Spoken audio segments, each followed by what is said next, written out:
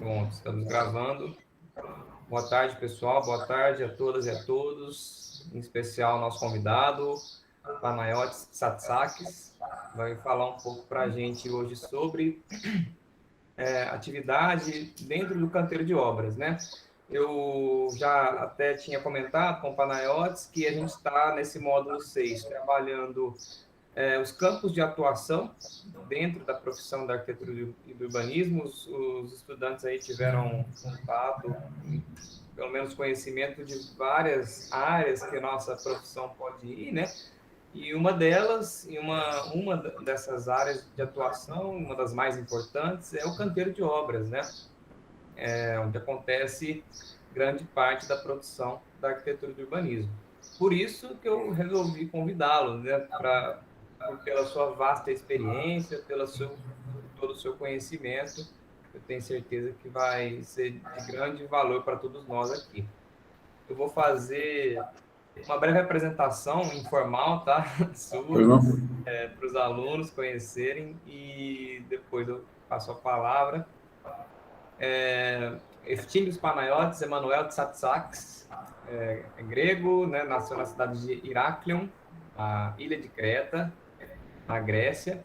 Vem ao Brasil ainda criança, né? Com 11 anos, se forma em Engenharia Civil, Engenharia de Segurança pela Universidade Federal de Uberlândia.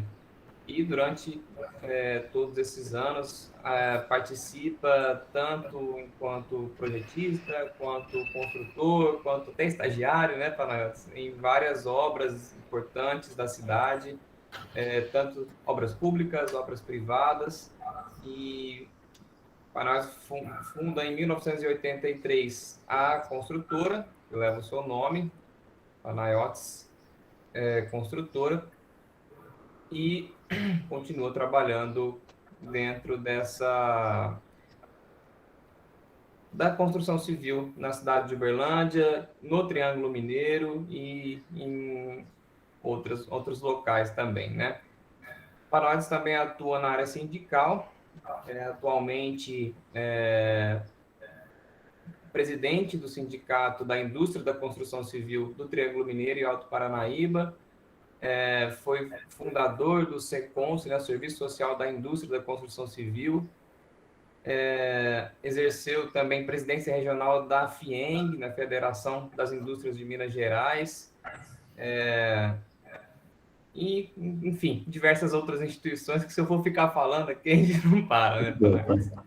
Mas, enfim, é só para vocês terem um conhecimento prévio. Panayotis é um engenheiro bastante atuante na nossa região do Triângulo Mineiro e tem uma experiência que ele vai compartilhar conosco hoje. Então, mais uma vez, muito obrigado pela presença, Panayotis, e pode começar a sua fala. Sim.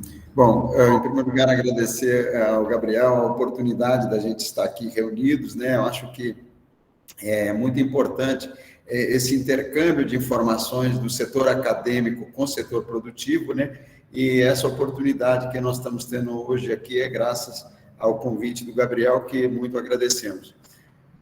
Cumprimento todos vocês, senhoras e senhores, né? Nós estamos realmente no mercado há muitos anos e atuamos. Quando nós começamos a atuar na engenharia em 1975, a engenharia e a arquitetura estavam muito juntas, né? Então as áreas de atuação não estavam tão separadas.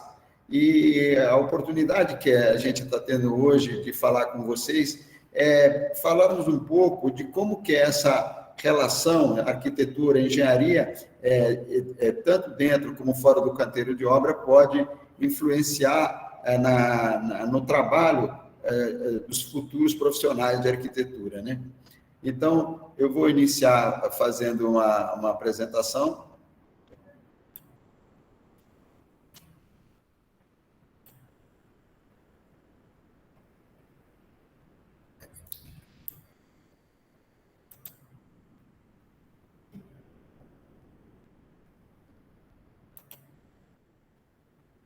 Para a tela inteira.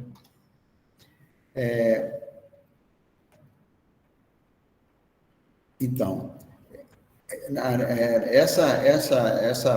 essa fala nossa hoje vai falar um pouquinho sobre a atuação do arquiteto no canteiro de obras. Antes disso, nós vamos passar pela vivência, né, até chegar lá no canteiro de obra.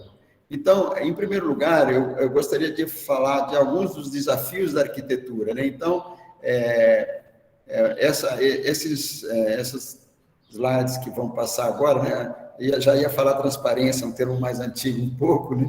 Então, esses aqui representam alguns ícones, né, da construção da cidade de Dubai, e que mostra, né, a atuação da arquitetura, né, onde você consegue reunir as melhores cabeças pensantes mundiais da arquitetura no local, no deserto, né, onde há 30 anos atrás não havia nada, e hoje é um centro aeroportuário para todo o Oriente Médio.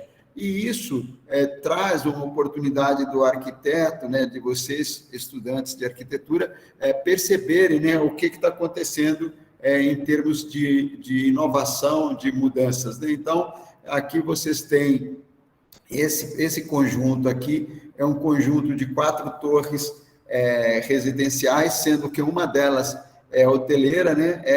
São 69 pavimentos, com mais de 4.000 unidades aqui nesse local. Então, mostra uma ousadia, né? Mostra um mercado, né, de carência para poder esse produto ser absorvido, né? E mostra também a capacidade, né, que a arquitetura tem de modificar o meio ambiente em volta e o espaço físico ali.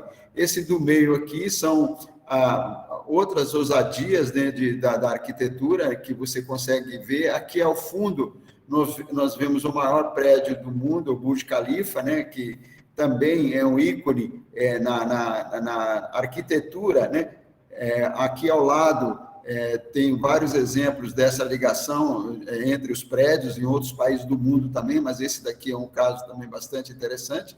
E aqui mostra 2 coisas. Primeiro, a capacidade, né, do profissional de arquitetura de trazer uma nova visão da moradia, e, em segundo lugar, a ousadia da engenharia de fazer com que essas obras que são projetadas possam ser colocadas em pé, né? Quer dizer, toda a ideia que a arquitetura cria, a engenharia, através do seu cálculo de estrutura de concreto, ou de estrutura metálica, ou outros meios de edificação, vão erguer e prevalecer para a sua durabilidade. Então, essas são as capacidades da engenharia e da arquitetura atuando conjuntamente para que a sociedade receba um produto ousado, novo e enfim, que faça a diferença naquele meio que ele está inserido. Aqui é uma foto generalizada esse edifício que foi mostrado na foto anterior, ele na fase de construção, o Burj Khalifa ao fundo, e os demais edifícios, esses 2 edifícios aqui em aparência de tenda, né? Nós lembrar que o deserto, né, e aquele povo nômade vivia em tendas, né? Então existe toda uma dinâmica desse pensamento sendo traçado ali, e nessa foto nós não só vemos a parte de arquitetura, como a parte da urbanização, né? Como que essa circulação acontece dentro da cidade, né? Então, esse daqui é uma estação de metrô, e aqui as várias interferências de circulação, né? A cidade de Dubai, ela premia por excelência a circulação de carros, né? Porque é um ambiente de circulação de bicicleta e pessoas bastante hostil, né? O clima é muito difícil de você poder caminhar. Nós até tentamos alugar uma bicicleta lá, e o que nos disse que a pessoa até se estranhou com isso, né? O que você vai fazer de bicicleta aqui, né? Quer dizer, é muito difícil de andar nessas temperaturas lá, né? Nesse lugar. Essa empresa é uma das empresas líderes de mercado lá na construção e no planejamento e execução de obras. E aqui nós temos um outro pavilhão, esse daqui é um dos pavilhões da Expo 2020, né, que está acontecendo agora, pelos próximos 6 meses. Esse é o pavilhão da mobilidade, né? Aí você olha sempre a ousadia da arquitetura, o ângulo negativo de balanço, né? Então, toda essa parte aqui, houve uma ousadia da arquitetura e, evidentemente, a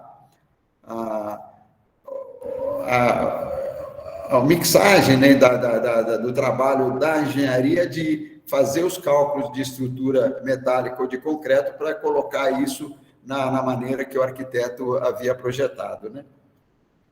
Aqui nós temos uma vista da entrada da Expo 2020, né? Essa é uma obra característica, né, da arquitetura, né? Esse é o domus central onde acontece os eventos, né?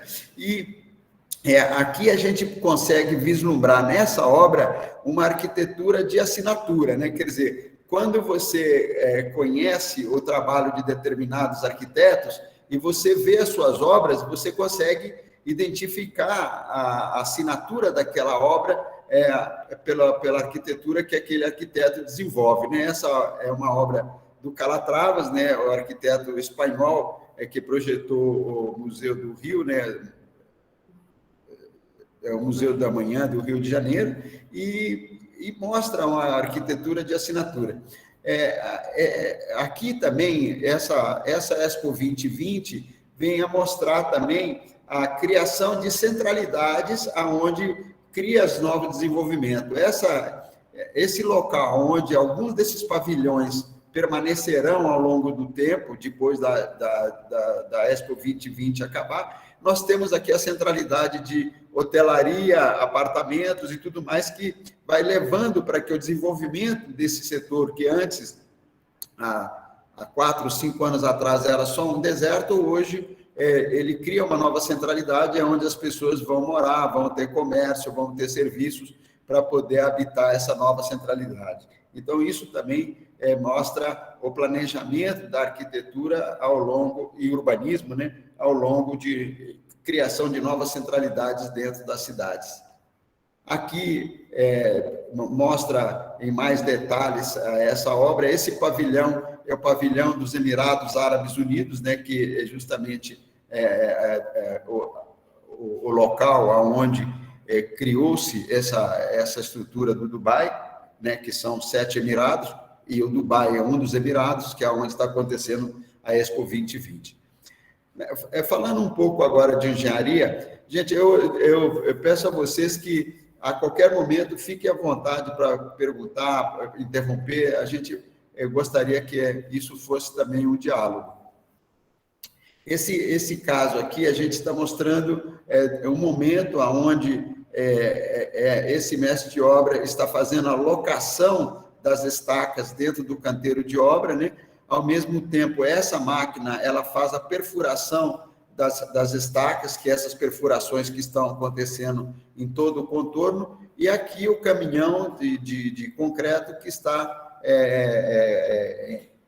concretando as estacas já escavadas, né? E um dos aspectos da fase inicial de um canteiro de obra. Então, no canteiro de obra, antes de tudo isso acontecer, nós recebemos um projeto de arquitetura, contratamos projeto de estrutura de concreto, projeto de hidráulica, de elétrica, de fundações, e a partir disso foram marcados com a topografia os eixos em cima do gabarito e posteriormente foram esticadas as linhas e colocadas as locações das estacas no solo para a máquina entrar e perfurar e depois colocarmos as armações, né? Aqui você vê o canteiro de armações e preencher. Então, o canteiro de obra é justamente aonde o seu projeto arquitetônico passa a se tornar realidade. Então, isso é que nós vamos falar um pouco aí para frente.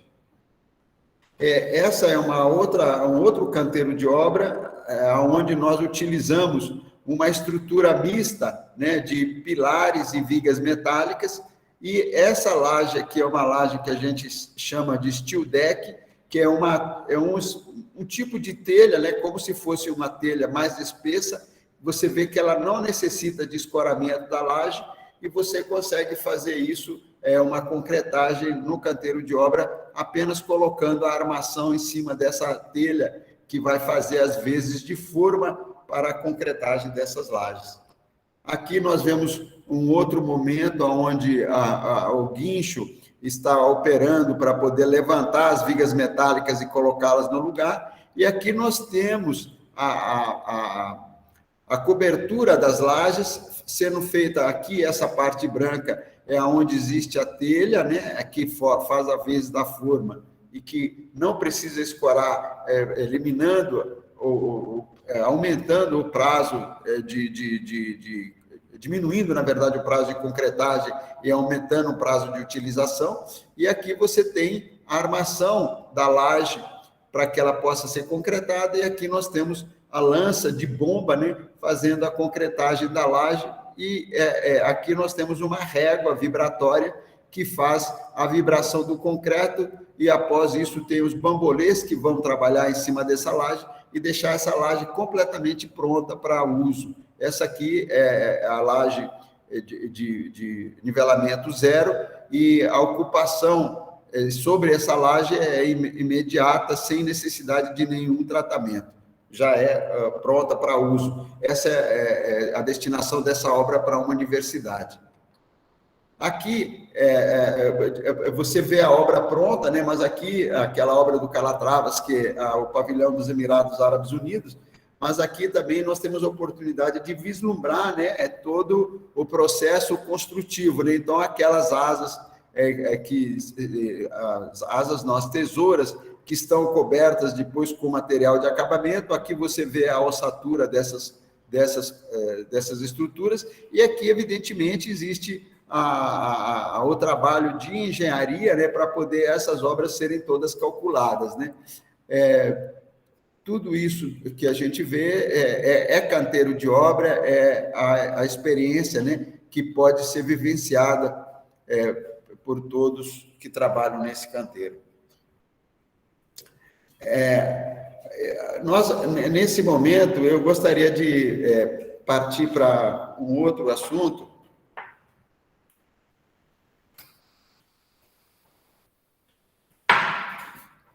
que são os conhecimentos importantes para o arquiteto, né? Quer dizer, hoje, com a inovação tecnológica, com a vinda do BIM para o Brasil, que lá fora já está há 20, 15 anos, aqui estamos engatinhando ainda, né? O arquiteto só consegue projetar em BIM se ele consegue conhecer os processos construtivos que ele vai incorporar no seu projeto. Então, quando ele vai escolher a projetar uma obra, ele já se subentende que ele vai projetar para determinado tipo ou modelo construtivo. Aqui nós temos, evidentemente que a gente não vai conseguir falar de todos, mas eu gostaria de abranger os mais importantes. Então, nós temos aqui o sistema tradicional de concreto, de pilares e vigas, né? Pilares, vigas e lajes. Temos a alvenaria estrutural, onde nós utilizamos a alvenaria que vai sustentar o prédio sem pilares, ela está o peso transferido para as alvenarias. Temos os edifícios em paredes de concreto, pode ser edifícios multilajes ou residenciais. Temos a estrutura metálica, aquela foto anterior que nós mostramos, onde estão os pilares e vigas. Hoje, a impressão 3D também, o wood frame, que a gente utiliza a estrutura de madeira para poder erguer as edificações, seja casa ou edificação vertical, o steel frame e o módulo off-site, né, que são os módulos que são fabricados numa linha de produção, como se fosse uma indústria em série, né? E esses módulos, uma vez industrializados dentro da indústria, eles são transportados e montados no canteiro de obra como um Lego, né? Então, são alguns dos modelos construtivos que você tem a possibilidade de projetar. E, evidentemente, não podemos falar em arquitetura sem também o profissional conhecer os materiais e suas propriedades. Aqui nós vamos mostrar algumas fotos de todos os sistemas que nós falamos anteriormente, né? Aqui nós temos a alvenaria estrutural, aqui nós vemos os blocos de concreto, e a alvenaria, ela é erguida, né, dentro de cada apartamento, de cada andar, e sobre ela se coloca a laje. Então, quem é o sustentáculo da estrutura é justamente essa alvenaria que foi erguida, formando uma reticulação que recebe a laje e assim posteriormente. Então, os blocos que estão mais embaixo têm mais resistências, conforme vai subindo, a resistência vai diminuindo, porque ele recebe menos carga do que os blocos de baixo. Qual que a desvantagem desse processo? Esse é um processo de entrega ao cliente de uma configuração aonde o cliente praticamente não tem possibilidade de mexer. Então, ele não pode retirar paredes. Há casos que algumas paredes poderão não ser sustentação e poderão ser removidos, mas muito raramente. Então, essa é uma estruturação do apartamento que o cliente recebe absolutamente rígida, né? Sem possibilidade de modificações. É muito utilizada na construção de baixa renda, né? Minha Casa Minha Vida, hoje Casa Verde e Amarela. Temos aqui o segundo modelo, que é concreto moldado em loco, né? Essa parte aqui são as formas metálicas. Cada conjunto desse, cada andar desse é montado em 2 dias, coloca dentro dessas formas uma tela metálica, as instalações hidráulicas e as instalações elétricas. Geralmente, as instalações hidráulicas são feitas em shafts separados, as instalações elétricas são embutidas aqui dentro e vem se concretando simultaneamente, após as paredes, a laje sobre elas. Então, esse modelo construtivo, você consegue formar e desformar cada andar desse em uma semana. Então, você ergue um andar por semana. Então, aqui, 1, 2, 3, em 4 semanas, você consegue erguer um bloco de apartamentos, entrando depois somente com acabamento. Quando essa parte externa é bem feita, basta você aplicar uma tinta ou uma textura e você já está com a parede acabada. Então, é um processo interessante pela rapidez e pela economia também que você consegue fazer, mas, ao mesmo tempo, é o mesmo processo do processo anterior, é um processo rígido, onde as paredes não podem ser removidas fazendo modificação interna. Como a gente vê por esse padrão aqui, evidentemente é um padrão também de baixa renda, onde você tem várias unidades por andar, chegando até 8 unidades por andar. E aqui nós temos uma foto do sistema tradicional, né, onde nós temos pilares, né, e vigas que levam essas cargas às fundações. Então, as lajes também são de concreto. Então, esse é o sistema tradicional que até então a gente conhecia, né, praticamente não se tinha outros modelos construtivos até alguns anos atrás. Aqui nós voltamos numa outra foto daquela obra de estrutura metálica, né, onde você tem toda a estrutura metálica de pilares e vigas, e essas vedações verticais aqui são feitas em painéis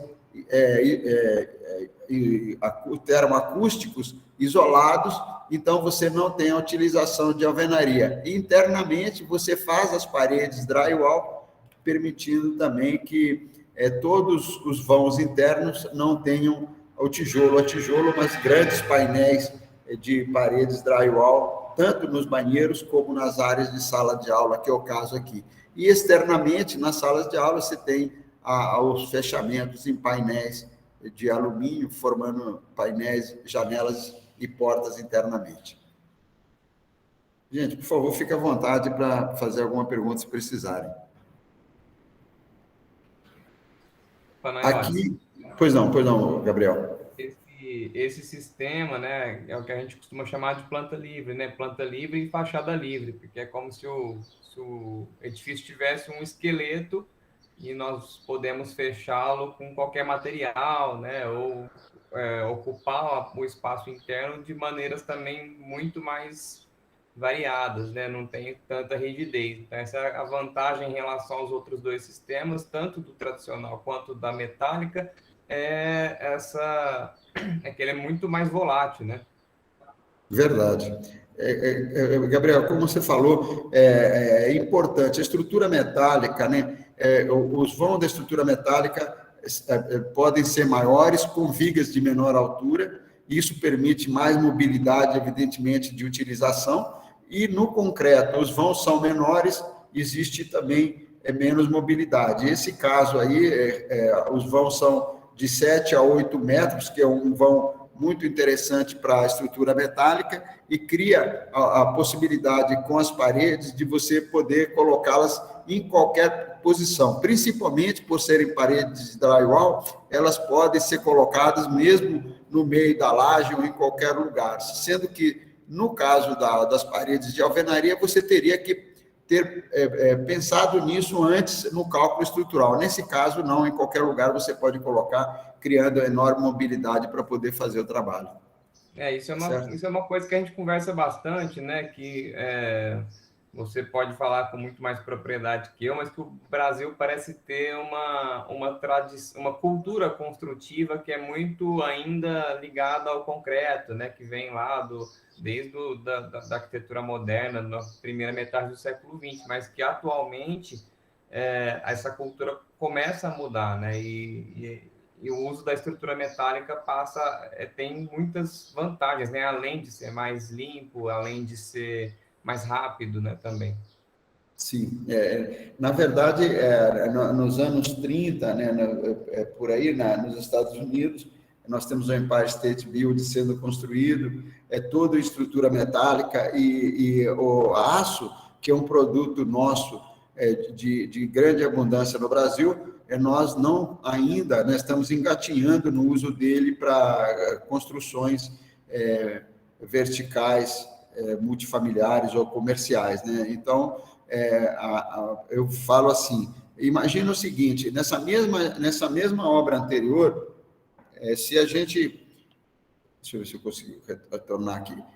Nessa mesma obra anterior, se a gente tivesse que trabalhar para fazer esse pilar aqui, ou com cada um deles, você teria que fazer primeiro a armação, depois a forma no contorno dele para poder receber o concreto, concretar, esperar no mínimo 15 dias para você poder desformar e aí poder utilizar. Esse caso, imediatamente ao levantar o pilar, ele já está pronto para uso, né? Então, a rapidez com que o processo acontece, além de que, como essa obra aqui é parafusada, então, as medidas verticais e horizontais de prumo e nível são milimétricas. No caso de concreto, você muitas vezes pode fugir alguns centímetros, né?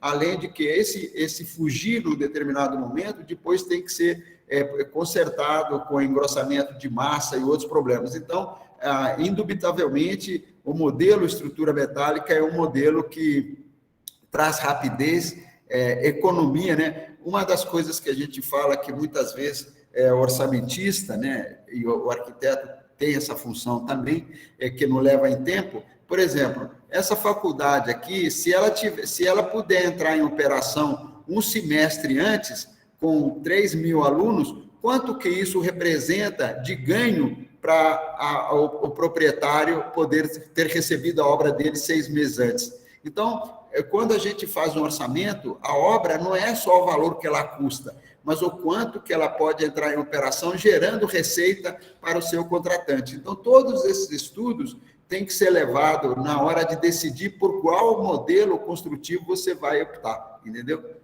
A Ana Carolina perguntou aqui no chat exatamente sobre isso, né? A questão do custo. E aí, acho que o Panel já até respondeu, né? Não necessariamente o custo da metálica vai ser mais barato a curto prazo, né? Mas ela vai te dar outro retorno, né? Exatamente, é o retorno do uso, né? Então, isso vale para um comércio, isso vale para um shopping, né, ou qualquer outra atividade, né, uma escola, um hospital, né, imagina, né, nós vamos falar um pouquinho mais para frente na parte do hospital também. Então, isso tudo, a provocação aqui de hoje é mostrar aos senhores que as oportunidades da arquitetura, elas estão não só no projeto que você vai fazer, mas qual é o modelo que você vai utilizar, o que você vai propor para o seu cliente. Isso tem que ser a segurança do arquiteto ao propor ao cliente, porque o cliente ele não sabe qual a solução que para ele será melhor, mas o arquiteto, com base nos seus levantamentos técnicos, ele pode propor uma segurança ao cliente na decisão que ele vai tomar. Então, esse suporte, né, cabe ao profissional de arquitetura, que é o primeiro que entra no processo para poder iniciar uma obra.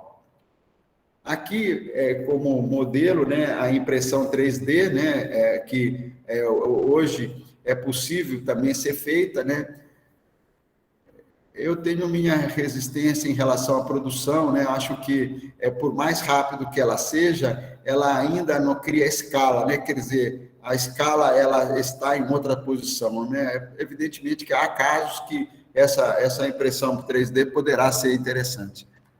Aqui nós temos um modelo que uma empresa do Paraná está implantando aqui no Brasil, é a wood frame, né? Quer dizer, nós utilizamos a estrutura de madeira, né, para poder fazer todo o sistema construtivo. Esse aqui é o primeiro prédio construído em estrutura de madeira. Aqui nós temos alguns exemplos de casas, e esse aqui é um wood frame, talvez nos países nórdicos, eu não sei exatamente aonde, todo ele em madeira, né, em wood frame. Então, acho que existe oportunidades, né, o Brasil é um grande plantador de florestas renováveis, né, tanto o pinos como o eucalipto, como outras espécies, né, que podem ser que são plantadas e que podem ser plantadas em áreas extensas. Então, é uma maneira também de poder se estudar essa possibilidade. Existe no país essa possibilidade que está sendo explorado, pelo menos que eu tenho conhecimento, por uma empresa do Paraná. E aqui nós temos outras oportunidades, né, que é o steel frame, que se utiliza perfis metálicos galvanizados, né, que é praticamente o material que a gente utiliza no drywall, só que mais reforçado, né, para poder fazer várias estruturas, né? Esse tipo de estrutura se usa muito em stand de venda no Brasil até agora, né, que a gente tem visto com mais insistência. Em outros locais a gente não tem visto muito, mas é uma opção também, dependendo do caso e da necessidade do seu cliente, que pode ser levado em consideração.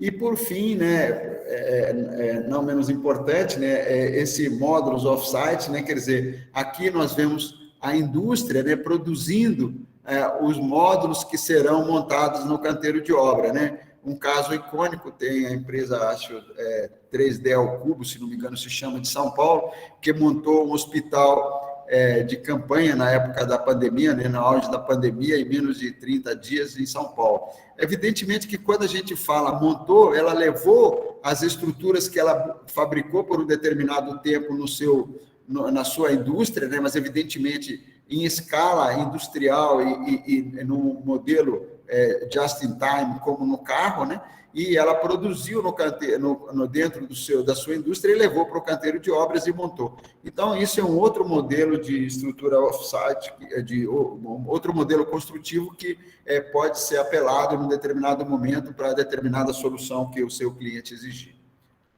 Tá certo? Antes da gente passar para o próximo módulo, eu gostaria de perguntar se alguém gostaria de fazer algum comentário, alguma pergunta a respeito. Nós temos alguns comentários no chat, Paranetos. Eu não sei se o Thales ou o Leonardo querem falar, mas eu posso ler depois, mas o Caio está com a mão levantada, então pode falar, Caio.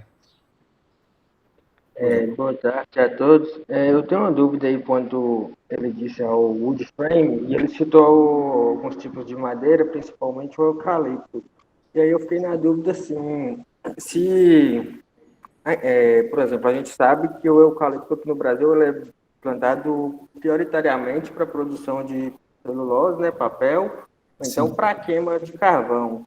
Então, tipo, será que se fosse para usar um tipo de madeira, será que o eucalipto seria uma madeira mais vantajosa no sentido de economia?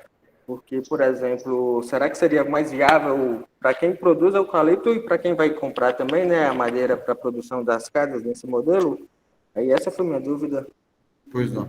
Olha, eu não sei te responder adequadamente qual tipo de madeira que é o mais propício que eles estão usando nesse modelo do Paraná, entendeu? A impressão que a gente tem é que possa ser o Pinus, mas eu não tenho certeza, porque o Pinus nosso, em relação ao Pinus europeu e norte-americano, ele é menos. Ele leva menos tempo para crescer, mas as fibras parece que não têm a resistência do que eles utilizam nos países europeus e nos países norte-americanos. Mas, enfim, a ideia é que se tenha madeiras apropriadas e de replantio, e não madeiras de reflorestamento, vamos dizer assim, que seriam as madeiras apropriadas para esse tipo de construção. Não poderíamos utilizar madeiras mogno, cedro e outras madeiras que não são de reflorestamento. Tá certo? Ô, Panayotis, eu vou ler os comentários aqui, que o pessoal está sem microfone. Pois O não. Thales fez um comentário de que o modelo wood frame ele seria bem interessante para se implantar em comunidades ribeirinhas, né, para que ele desse mais segurança às estruturas sem impactar tanto a natureza local. E ainda sobre o wood frame, o Leonardo está dizendo que ele teve que fazer uma pesquisa sobre sistemas construtivos alternativos e ele conheceu nessa pesquisa o steel frame e o wood frame. Só que ele, como nós comentamos agora há pouco, né, de que o Brasil, apesar de ter uma enorme possibilidade de uso dessas técnicas, o Brasil ainda insiste em usar o concreto, que é responsável por grande parte da emissão de carbono. E aí ele pergunta se você acha que existirá pesquisa e desenvolvimento de tecnologias para uso desses sistemas aqui nas próximas décadas, se existe essa perspectiva, ou se você acha isso irreal. Olha, na verdade, a pesquisa, quer dizer, o modelo já existe, já está funcionando, já se mostrou economicamente viável. Agora, o que, na verdade, nós temos que vencer é muito mais a resistência, né, do comprador. Né? Então, o comprador, ele não se sente assim, satisfeito em morar numa casa de madeira, entendeu? Então, existe toda uma... Evidentemente que um muito pequeno percentual desse comprador ficaria na casa de madeira. Mas isso é uma questão da cultura local, por exemplo, no estado do Paraná, né, como a colonização deles já foi feito em casas de madeira, então, para eles, usar a madeira é muito natural. Para nós aqui já não é tanto, entendeu? Então, depende muito da regionalização. Eu falo que o Brasil é um país de muito Brasis, né? Quer dizer, a cada local tem a sua característica e o seu... Né? Quando você vai, por exemplo, no Amazonas, em outros lugares como esse, também tem a cultura da madeira. Mas nós aqui, na nossa região, Minas Gerais, São Paulo, etc., nós não temos essa cultura. Então, eu acho assim, não é a tecnologia que impede a implantação, é muito mais a resistência de uso. Né? Eu vou contar um caso, há mais de 20 anos atrás, nós fomos a primeira empresa da nossa região aqui a utilizar as paredes drywall para um apartamento. Nós fizemos 16 unidades de apartamentos, onde as paredes externas eram de alvenaria e todas as paredes internas eram de drywall, tanto na cozinha, lavanderia, em todos os locais. Somente as divisões externas e as divisões entre apartamento que era em alvenaria. Aí, depois do prédio pronto, saímos para a venda, né? E nós tivemos enorme dificuldade para comercializar as unidades, né? Porque o pessoal batia na parede, tinha aquele som, né? Eu falava, mas que parede é essa, né? Aí, quando você falava em gesso, o cara ficava doido. Eu falava, não vou morar nisso aqui, entendeu? Então, mudar a cultura é uma coisa que leva muitos anos. Agora, né, 20 anos depois, é que a gente está fazendo outro empreendimento, que esse primeiro que vocês viram nessa apresentação, e esse também será todo ele internamente em drywall, já amplamente aceito pela nossa população. Entendeu? Então, é essa cultura que são as dificuldades a serem quebradas, tá certo? Mais alguém? Ok. O pessoal está me ouvindo? Estamos sim. O Ramon perguntou agora, Panayotis, Pois não.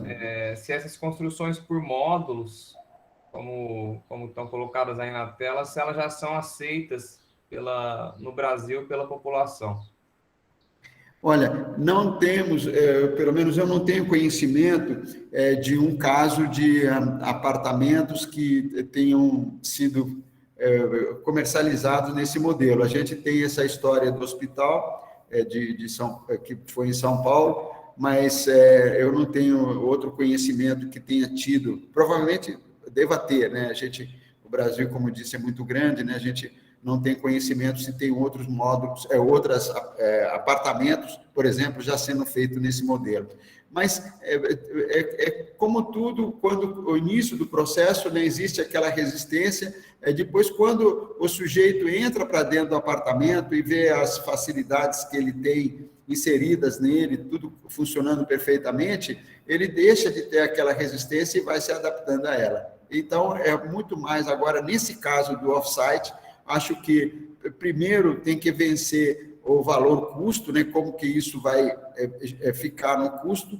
É um modelo, como é um modelo, todos os modelos, até é importante falar isso para vocês, quando o cliente compra e paga com seu próprio dinheiro, ele não precisa de uma homologação da Caixa Econômica Federal, por exemplo, mas quando o cliente, que a maioria do nosso mercado, 60%, 70% do nosso mercado brasileiro, ele está focado na baixa renda, então todo modelo construtivo, seja os que não estão aprovados pela Caixa, eles precisam passar por um sistema de teste, laboratórios, etc., para ser aprovado para poder ser colocado no mercado. Então, nesse caso dos módulos, né, evidentemente que precisa se saber se esse modelo já está certificado pelo agente financeiro, seja Caixa ou qualquer outro banco, para financiamento Minha Casa Minha Vida. Mas pelas fotos aqui que a gente vê, parece que esses daqui não são no Brasil, né? Parece que tem neve aqui. Bom, ok. Vamos em frente. Aqui, eu gostaria de falar um pouco, né, da responsabilidade do engenheiro e do arquiteto no canteiro de obra, né? Então, quando você sai do conforto do seu escritório, né, e entra no canteiro de obra, nós vamos falar mais na frente, isso não é privilégio nem do engenheiro nem do arquiteto. Qualquer um dos dois profissionais pode e deve atuar no canteiro de obra também.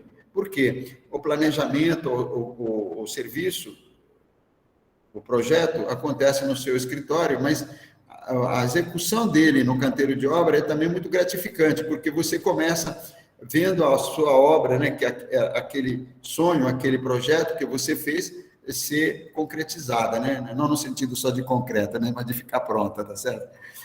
Em relação então aos deveres dentro do canteiro de obra, né, você tem que contratar e relacionar com o pessoal do canteiro, né? Valores humanos. O que a gente quer dizer com isso?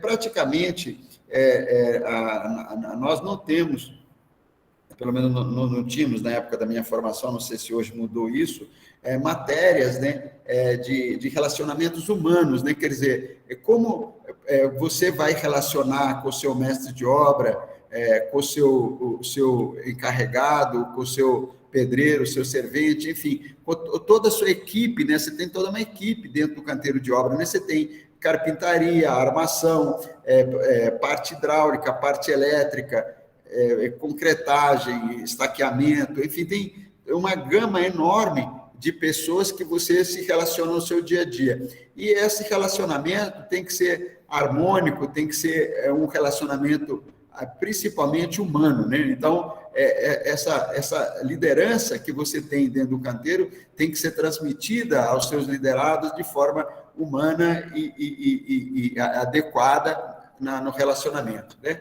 Isso é um dos itens que a gente precisa dar muita atenção. E segundo, você tem que levantar e fazer a relação de materiais e serviços para você poder pedir ao seu escritório fazer compras. Nós mostramos naquela foto dos caminhões no canteiro de obra a marcação das estacas, das fundações que vão receber as cargas de todo o prédio no canteiro de obra. Você precisa conferir e liberar todos os serviços. Então, para que aquelas fundações estejam concretadas, você vai conferir que ela está no lugar certo, que ela tem a armação certa, que o concreto que está chegando é o concreto que você e o seu calculista haviam pedido. Você tem que ter, ao mesmo tempo, o laboratório que vai fazer os corpos de provas. Então, tudo isso é uma responsabilidade do engenheiro do canteiro de obra, ou do arquiteto do canteiro de obra. Quando você está fazendo as formas, você precisa conferir o prumo, o nível, a locação, tudo isso dentro da parte de formas. Na armação, você tem uma planta de armação onde cada ferro tem uma posição determinada, com afastamentos previstos dos pilares, em cima da ferragem, embaixo da ferragem. Tudo isso faz parte, obrigação da conferência, né? Como falei agora, contratar a empresa de controle de qualidade de materiais, concreto e aço, né? Depois, receber, conferindo o serviço de todos os empreiteiros, forma, armação, serviços hidrossanitários, incêndio, elétrica, telefonia, lógica, para-raio, etc. Então, tudo que a sua obra terá de final para o seu cliente, ele tem que ter passado antes de ser executado pela sua conferência. Cada um desses empreiteiros, ele tem um controle aonde ele recebe, seja por metro quadrado, seja por unidade produzida, seja por qualquer modelo. Então, você tem, no dia a dia, ou na quinzena que ele tem que receber, você precisa medir, conferir e pagar aquele empreiteiro. E manter controle do que você pagou com o que ele tem para receber nos serviços futuros. Conferir que os colaboradores dos empreiteiros estão legalmente registrados e recebendo regularmente seus salários e encargos. A legislação brasileira torna o profissional de engenharia e arquitetura corresponsável pelos não pagamento dos salários e dos encargos dos contratados terceiros, né? Então, esses empreiteiros que são contratados terceiros, é de obrigação sua como profissional responsável por aquele canteiro, conferir que aqueles funcionários receberam os seus salários, os seus encargos foram pagos ao INSS, ao Fundo de Garantia, enfim, receberam suas férias, receberam suas horas extras, enfim. Se tiver dentro da legislação trabalhista, entrega de cesta básica, vale transporte, tudo isso faz parte da conferência para que você amanhã não seja chamado à lide na justiça por esses empregados não terem recebido legalmente as suas obrigações. E, enfim, também zelar pela segurança de todos os colaboradores do canteiro. Quando o funcionário entra na obra, você mostra para ele como ele deve, treina ele para usar os equipamentos de segurança, mas, num determinado momento que você vira as costas, se ele não usar o equipamento de segurança e causar um acidente de trabalho, automaticamente você também é corresponsável por essa ação.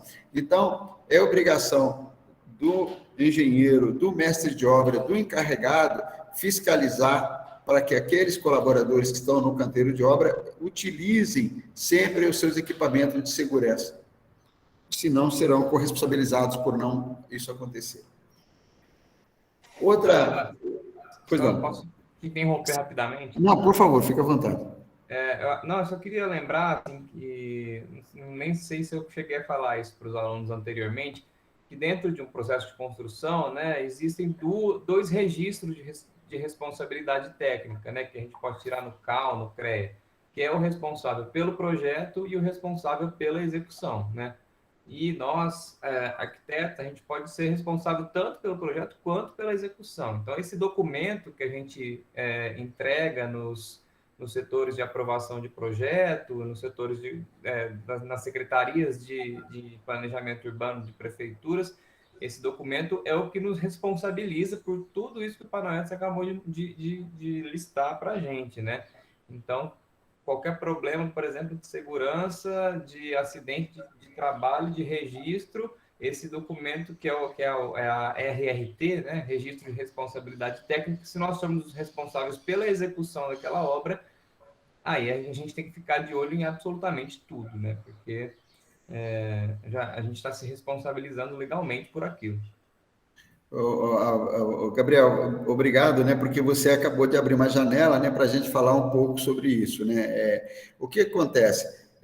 Muitas vezes, né, um profissional que a gente não pode dizer de bom profissional, ele tem um amigo dele que vai construir uma casa, né? Aí ele contratou um arquiteto, mas o arquiteto não vai acompanhar a obra, você é amigo dele, você como engenheiro, você como arquiteto, ele fala para você, olha, eu vou executar a obra, mas é uma casinha pequena, é uma coisa qualquer, e eu vou fazer, mas eu vou fazer sozinho, e a prefeitura não aprova o projeto sem que você tenha um responsável técnico pela execução, seja ele engenheiro, seja arquiteto. Aí você, naquela boa-fé de recém-formado, né, vai lá e assina, né, chamega lá o seu nome, e aí, passado uns anos, né, você já com 3, 4 anos de formado, recebe uma notificação judicial de que houve um problema naquela residência, né, que aquele seu amigo fez e vendeu,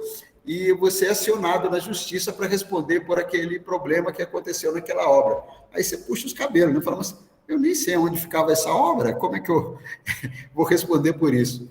Mas então, aí vem a responsabilidade. O termo responsabilidade é isso, né? Quer dizer, você é responsável pelos seus atos e por aquilo que você assina. Então, jamais, né, em momento algum, o profissional, seja ele de engenharia ou arquitetura, pode assinar uma responsabilidade técnica de execução por uma obra que, de fato, ele não execute. Então, executar uma obra está nela todo dia, é acompanhar o processo que foi feito correto, conferir a ferragem, conferir o concreto, conferir a forma, conferir tudo aquilo que eu falei no slide anterior. Então, isso é que é a responsabilidade que a gente tem perante o órgão, mas não perante o órgão, principalmente perante nós mesmos, né? Quer dizer, nós não podemos colocar o nosso nome aonde, de fato, nós não tenhamos atuado, por recurso nenhum. Por quê? A responsabilidade vem depois a galope, né? Aqui eu quis fazer uma outra provocação, né? Embora que já respondida nas conversas anteriores, né? Mas a relação entre profissões de arquitetura e engenharia, né? Canteiro de obras, engenheiro ou arquiteto, né? É exclusivo do engenheiro? Nós já respondemos isso, né? Não é, não é. Ele é uma responsabilidade, é um trabalho de todos os profissionais de arquitetura ou de engenharia, e em alguns países, né, no Brasil até o momento, ele é tradicionalmente executado por engenheiro, mas isso é apenas por tradição. Por direito, qualquer profissional pode exercer essa função. E no caso de alguns países europeus e também norte-americanos, o arquiteto tem um desempenho muito bom no canteiro de obras também, tá certo? Então, basicamente, era isso que eu tinha para falar para vocês. A gente enriquece quando vocês querem perguntar alguma coisa que, por acaso, eu não tenha abordado, né, no tema. Massa, obrigado, Panayotis. Eu que Pessoal, agradeço. agora é com vocês. Estamos abertos para perguntas, para comentários, colocações.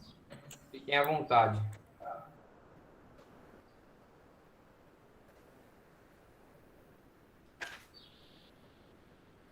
Estou tentando voltar aqui. O pessoal é meio tímido no começo mesmo, daqui a pouco alguém aparece.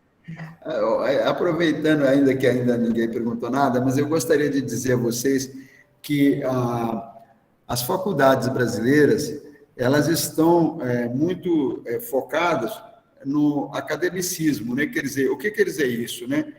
O profissional da academia, né? Ele está focado, né? Dentro da academia. Então, ele se forma, né? Ele faz mestrado, faz doutorado e segue carreira, né? Dentro da academia, dando aula, fazendo pesquisa e tudo mais. Mas existe uma outra coisa que o profissional de engenharia e arquitetura precisa exercer com muita maestria, que é o estágio, né? Quer dizer, se você... Olha, eu não quero sujar sapato, não quero entrar no canteiro de obra, eu deveria ter tirado a fotografia do meu filho ontem na engenharia, quando ele concretou as estacas, para vocês verem como que a gente trabalha muitas vezes, né? Com chuva, na chuva é lama, né? Na seca é poeira, e por diante, né? Mas eu estava dizendo, então, que esse profissional, quando ele está no canteiro de obras, ele exerce aquela função trabalhando com aqueles itens que nós falamos anteriormente. Eu acho que eu me perdi. Eu estava falando... Do estágio. Do estágio. Exato, me perdi na conversa. Então, qual que é a ideia? Se você, no seu segundo, terceiro, quarto semestre, puder entrar num estágio, é o ideal. Por quê? A academia não consegue, né, pelo modelo estabelecido, ela não consegue suprir a prática da engenharia, a prática da arquitetura na vida profissional. Então, é importante que os senhores procurem esse estágio, não apenas como uma forma de remuneração para ajudar na sua faculdade ou na sua vida, mas também para o aprendizado. Então, é importante, eu considero que você saia um profissional mais pleno quando, durante o período de 2 ou 3 anos que você estiver na sua faculdade, você puder exercer o processo de estágio. Seja, vamos supor que você estava falando, não queira sujar o sapato e queira ficar no escritório de arquitetura, então entre no escritório de arquitetura para trabalhar ali aprendendo a vida profissional, o campo de atuação na profissão fora da faculdade. Se você for fazer o canteiro de obra, então procura uma empresa de construção que te contrate como estagiário para que você possa exercer as suas especialidades dentro do canteiro de obra. Eu posso garantir a vocês que no fim de 2 anos ou 3 anos de estágio, você sairá um profissional muito, muito mais pleno do que se você tivesse apenas cursado a faculdade. Desculpe se alguém discorda disso, mas essa é a posição de quem já enfrentou isso no mercado e de quem já trouxe muitos estagiários para terem uma formação mais plena, trabalhando conosco no nosso escritório. Ô, Panayoto, o Caio está perguntando se você está contratando estagiário agora. Está interessado. Não, o problema do estagiário é que não é via videoconferência, mas realmente é uma área que, em toda a nossa vida profissional, nós temos tido a oportunidade de contratar o estagiário e realmente tem trazido, graças a Deus, os profissionais que saíram do nosso escritório e fizeram mesmo engenharia conosco e depois continuaram fazendo engenharia em outras empresas, foram profissionais de destaque. E graças, evidentemente, ao seu esforço pessoal e a oportunidade que a gente procura dar para todos, né? E isso não é só minha empresa, mas qualquer empresa de engenharia, você pode ter certeza, de engenharia e arquitetura, ela dá essa oportunidade e pode ter absoluta certeza que o resultado é extremamente bom. Com certeza, concordo plenamente. Eu vou falar assim rapidamente da minha experiência. Eu não posso dizer exatamente da vivência como graduação na FAUFPA, porque eu sou muito novo na FAUFPA, eu entrei há menos de um semestre, então não conheço ainda plenamente o curso. Mas quando eu estudei arquitetura, a gente tinha pouquíssima vivência de canteiro de obra. Então, a gente aprende as disciplinas no campo teórico, né, que muitas vezes eram com professores da engenharia, era legal também mudar de ambiente e tudo mais, mas eu fui pouquíssimas vezes para canteiro dentro da graduação. E isso, poxa, quando a gente entra no mercado e vai para a vida prática, é um baque, né? Porque a gente, às vezes, se sente preparado, mas não está de fato. E mesmo para projeto, eu comecei a fazer estágio ainda no segundo ano de graduação. E foi eu me lembro que eu fazia os ateliês, né? Fazia as disciplinas de projeto na faculdade e o estágio ao mesmo tempo. E são vivências diferentes também, mesmo no campo de projeto. A gente projetar dentro de uma disciplina é uma coisa, e a gente projetar dentro de um escritório que tem uma dinâmica de software que você tem que aprender a utilizar, o cliente te cobrando, prazo para enviar, o formato do desenho, padronização para a prefeitura, relação com projetos complementares, uma outra dinâmica. Assim. Então, eu concordo muito que vale muito a pena vocês, desde já, procurarem essas oportunidades de estágio para quem conseguir. E o que falamos na última aula aberta, né, com o Clayton, a oportunidade que aparecer, não desperdice, aproveite sempre. Perfeito. Gabriel, eu tenho mais duas lâminas aqui, que é sobre o BIM, né? Maravilha, maravilha. O BIM, na verdade, eu acho que vocês já ouviram falar, né? É o Building Information Modeling, que é a informação da construção no modelo construtivo, né? Do modelo construtivo. E o que isso faz? Né? Aquilo que nós falamos antes, todos aqueles modelos construtivos que nós falamos, eles são transformados na plataforma BIM, para que, através dele, você consiga extrair quantitativos, consiga fazer planejamento, execução, qualidade, tudo isso está dentro da plataforma BIM, né? Então, aqui nós temos algumas lâminas do projeto do Calatravas, do pavilhão dos Emirados Árabes Unidos, né? Que em escala de detalhe, né, na verdade, ele tem ali o comprimento da solda, ele tem o parafuso, né, que você vê nessa figura aqui, né, você tem os parafusos sendo mostrados, né, a quantidade deles, espaçamento, etc., dimensão de cada um e tudo mais. Então, você vê a capacidade da plataforma em você mostrar os níveis de detalhe. Agora, evidentemente que esses detalhes ele não cria sozinho, você que coloca no programa, mas ele tem a ferramenta para poder gerar todos esses trabalhos e poder, através desse modelo, ele sair para a fabricação. Então, hoje já tem empresas de estrutura metálica que recebem esse projeto, e esse projeto que está na plataforma BIM orienta a máquina para fazer o corte da chapa e os furos dos parafusos para depois fazer a união na obra. Então, isso, imagina a complexidade dos detalhes que você precisa ter conhecimento para criar, para poder levar essas coisas todas para a produção. Então, acho que isso que é importante, o conhecimento do modelo que você está construindo, tá certo?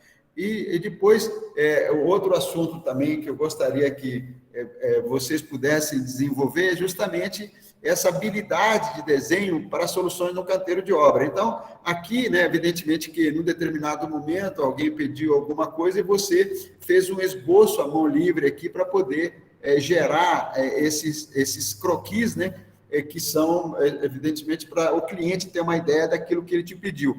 Mas isso pode acontecer numa menor escala, né? Chega num determinado momento da obra que existe algum detalhe construtivo que não ficou muito claro no projeto, e aí o mestre de obra, o carpinteiro, o armador, ele queria entender melhor. Ora, naquele momento, você tem que ter habilidade para uma folha de papel, um lápis ou um notebook ou alguma coisa, você possa desenhar para poder mostrar para aquela pessoa entender como isso vai ser executado no canteiro de obra. Então, a gente muitas vezes passa por muitos profissionais de arquitetura e engenharia que nem levam um caderno para a obra, né? Então, acho que caderno ou notebook, isso não quer dizer, a ferramenta que você usar não importa, né? Importa o seu interesse, a sua possibilidade de poder explicar melhor o seu projeto numa determinada dúvida que possa surgir no próprio canteiro de obra e você tenha habilidade para fazer isso, né? Com certeza, os senhores a terão, mas eu fiz questão de destacar isso aqui. Isso é importantíssimo, né? A gente costuma falar que hoje em dia, por conta do software, né, a gente vai perdendo tanto o hábito quanto até a habilidade de desenho, né? E nós falamos na aula passada da importância que o desenho tem, né, conceitualmente e também enquanto um documento que vai guiar a construção, né? Mas o Paranax trouxe para a gente uma visão de dia a dia também de desenho, né? Isso acontece muito em obra. Muitas vezes, olha, faltou um corte para ser passado em determinado local que não está mostrando no projeto e não tem como deduzir como é. Então, o seu papel é desenhar.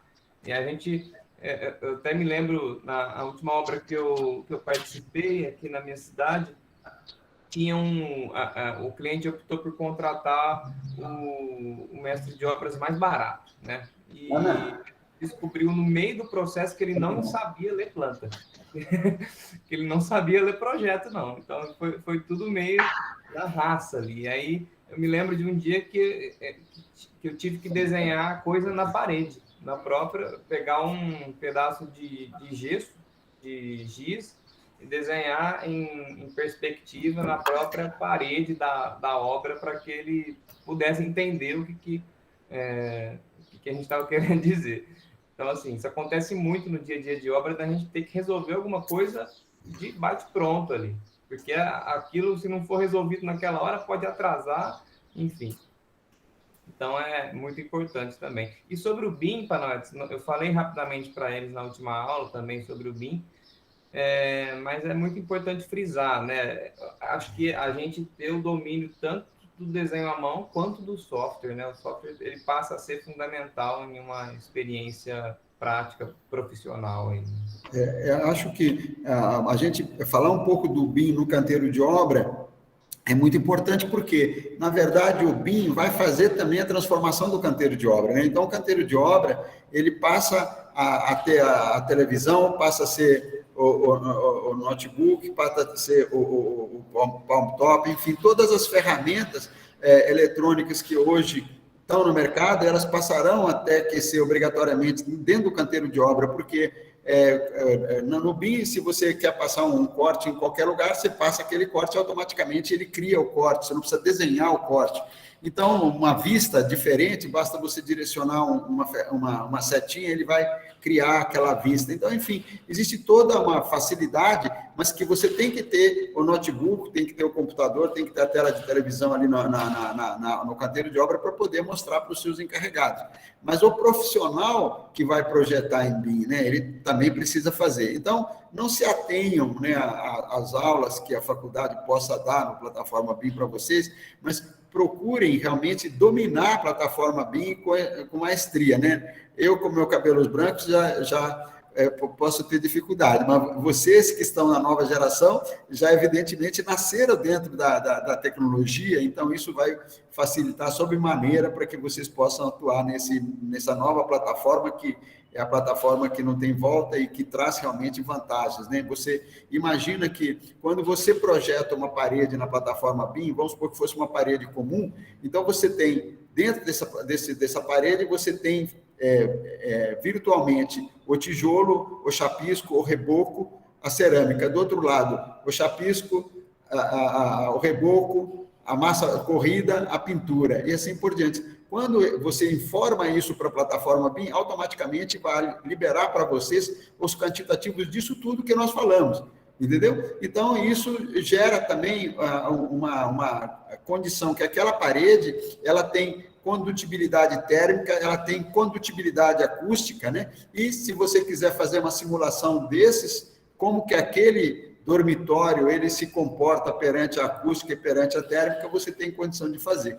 Então, acho que tudo isso vem a facilitar a vida do profissional, mas, evidentemente, que ele tem que criar uma estrutura de conhecimento para que ele possa levar isso com conhecimento para frente. E praticar, né? Praticar o software. Eu queria até voltar no assunto do estágio, que na minha época eu não utilizava BIM, eu utilizava CAD, né? E que era aquela coisa, a faculdade, ela me deu uma visão muito básica do CAD. Eu só fui aprender, de fato, a usar o software no estágio. Eu acho que o estágio também tem esse papel, né, de capacitar, ou cursos extras, né, extracurriculares, também tem essa capacidade de fazer com que você aprenda a usar.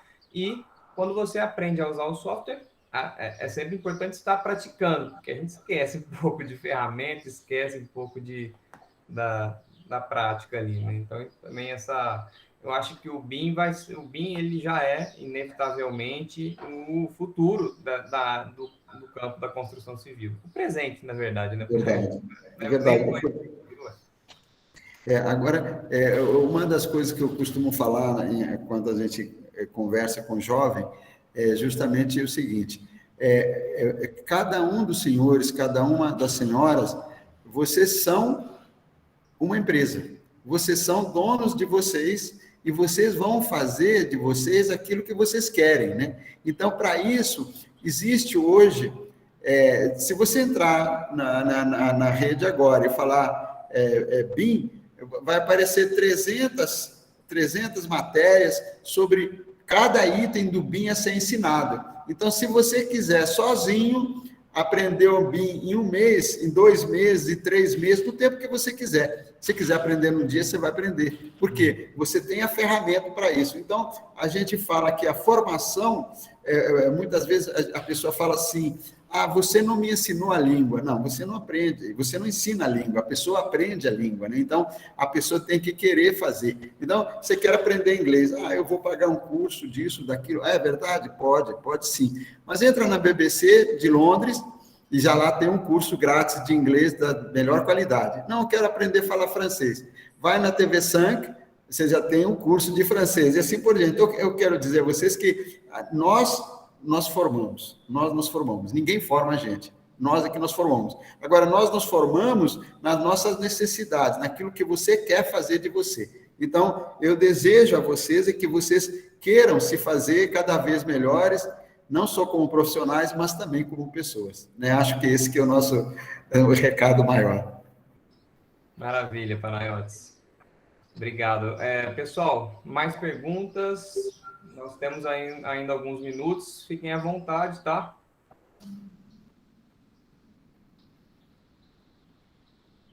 A Ana Carolina, Panayotis, está perguntando, ela diz que não conhece muito sobre, mas ela se interessa sobre o cenário da bioconstrução no Brasil.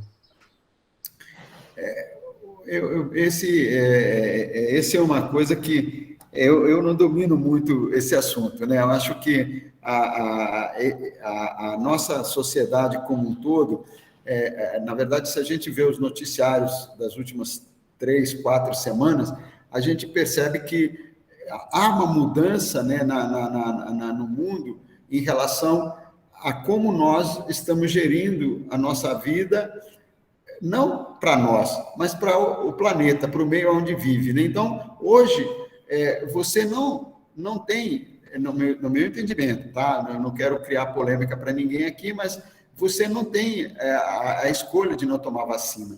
Porque a escolha de não tomar vacina não interfere em você, interfere em você e em toda a sociedade. Então, é a mesma coisa, com relação a nosso consumo de carbono. Se hoje nós podemos utilizar materiais que não agridam a natureza da forma que hoje estão agredindo, nós devemos fazer. Nós aqui, enquanto sindicato da construção civil, criamos o projeto Semente de Minas, né, que a Carolina cooperou bastante sobre isso. E o que é o Semente? O que é o projeto Semente de Minas? Você, enquanto empresário e que vende unidades para a sociedade, para cada unidade que você venda, você vai no parque linear da sua cidade e vai plantar uma árvore que foi doada pela prefeitura. E ali você começa a fazer um número de plantio de árvores. Vamos supor que você vendeu 1.000 apartamentos esse ano, então você vai plantar 1.000 árvores esse ano. De uma certa maneira, aquelas 1.000 árvores vão fazer a captação de carbono que vão diminuir o carbono que você gastou para fazer o cimento, para fazer o aço, para fazer o tijolo, etc, etc. Então, o ser humano consciente, ele tem que estar preparado para diminuir a sua pegada na passagem desse mundo. Então, cada um de nós, naquilo que ele faz, ele procura diminuir a sua pegada. Não, você vai na padaria e compra o pão num saquinho de papel. Aí ele pega e coloca aquele pão dentro de um saquinho plástico. Precisa disso? Se você vai só atravessar a rua para ir para sua casa, para que consumir aquele plástico? Então, existe toda uma série de dinâmicas que cada um de nós é capaz. Mas você diminui um saquinho? Não, eu diminui 360 saquinhos por ano que eu compro pão todo dia. Ora, se cada um de nós fizer isso, quantos saquinhos vão diminuir? E por aí afora. Então, acho que essa dinâmica de que o pouco que eu faço não vale nada, não. O pouco que eu faço vale muito, porque nós estamos fazendo todos juntos. Então, todas essas dinâmicas é que tem que ser aplicada, seja em qualquer tipo de construção, em qualquer tipo de ação. Você vai comprar uma telha, por exemplo. Ela está fabricada a 500 quilômetros da sua obra e tem uma outra telha fabricada a 150 quilômetros da sua obra. Se você puder, se o seu preço permitir, compre a de 150 quilômetros, porque você não vai gastar transporte de 500 quilômetros para chegar na sua obra, você vai gastar transporte só de 150. Você economizou um tanto de carbono e por aí vai embora. Então, acho que essa dinâmica é que tem que estar impregnada nas nossas ações para que o resultado final seja bom para todos nós. E as notícias da imprensa estão mostrando que isso, né, não é utópico, isso é um fato. O mundo está passando por transformações e, quiçá, nós possamos deixar o mundo para os nossos netos e outras gerações, não sei. Muito bem, eu acho que é isso mesmo, né? É a gente pensar nas nossas ações individuais, né? Nas nossas ações coletivas e nas nossas ações também enquanto dentro do setor privado, dentro do agronegócio, né? É importante a gente ter também essa visão do macro, né? Desde do nosso papel enquanto cidadão até a nossa contribuição dentro de uma escala maior na sociedade. Agora, Gabriel, eu estava imaginando aqui uma tarefa para os meninos aí, alguém que queira, desculpe, alguém que queira assumir isso, né? Ou um grupo, talvez. Existe uma posição que eu, na verdade, acho interessante fazer, mas se pegasse um projeto padrão de estrutura metálica com telha steel deck e um outro projeto em pilares e vigas de concreta e fizesse uma comparação de qual o consumo de carbono de um modelo e de outro. Acho que é um trabalho acadêmico interessante de pesquisa, né, que pode também trazer um balizamento de uma escolha, né, porque quando você põe a sua posição perante o seu cliente, automaticamente ele vai assumir aquela posição que você deu. Mas será que aquela posição poderia ser melhor se ela estivesse embasada numa pesquisa de que, olha, a estrutura metálica em relação à estrutura de concreto, ela é menos hostil ao meio ambiente do que, entendeu? Então, acho que talvez fosse um determinado grupo a fazer uma pesquisa como essa para poder balizar decisões futuras dos próprios colegas, né? É uma ótima ideia para se trabalhar.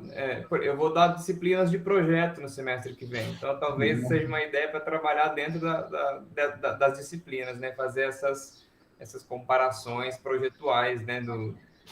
Tanto de pequeno porte até avançar um pouco para conjuntos, né? E a gente vê até que em escala que isso é maior, viável, né? mas escala não é. É legal, muito bom. Sugestões, né? E aí entra a academia contribuindo para a sociedade, né? Claro, acho que sim. É o nosso papel aqui. Né? Ok. Mais alguma pergunta, pessoal? Estamos nos encaminhando para finalizar aqui. Acho que não temos. Bom, mas enfim, nosso tempo também está acabando, mas Sim. eu gostaria, mais uma vez, então, Panayotis, de agradecer a você, agradecer a sua comunicação, agradecer as ideias que todo mundo trocou aqui, o seu conhecimento, a sua disponibilidade de estar aqui com a gente. Agradeço também a todas e todos que nos assistiram. É, Foi muito, muito proveitoso, tenho certeza, para nós, viu? E pode finalizar aí para a gente. Pois não.